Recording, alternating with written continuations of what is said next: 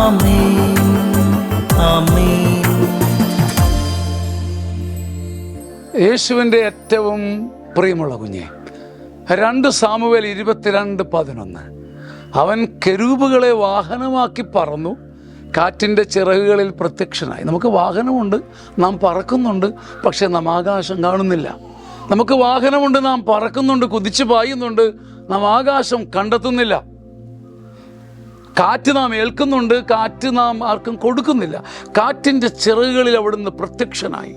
കുളിരാറുന്ന കാറ്റിൻ്റെ കരങ്ങളിലൂടെ അവൻ അനേകരെ തൊട്ടു. അവൻ മാലാഖമാരുടെ രഥങ്ങളിൽ പറന്നു. എൻ്റെ ദൈവം പറന്നെങ്കിൽ മാലാഖമാരുടെ കൈ പിടിച്ച് പറക്കാനും കാറ്റിൻ്റെ ചിറകിൽ പ്രത്യക്ഷനാകാനും. എന്താ ഈ കാറ്റിൻ്റെ ചിറകിൽ പ്രത്യക്ഷനാകുക?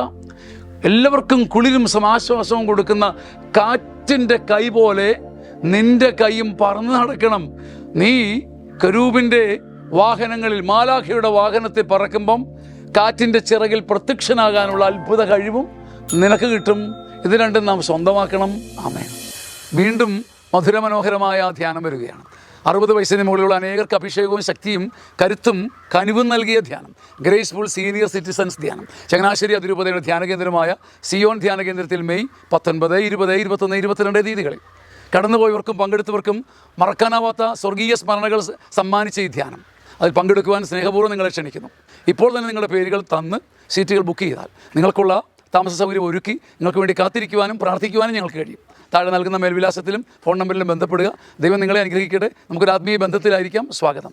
ആമേൻ ആമേൻ.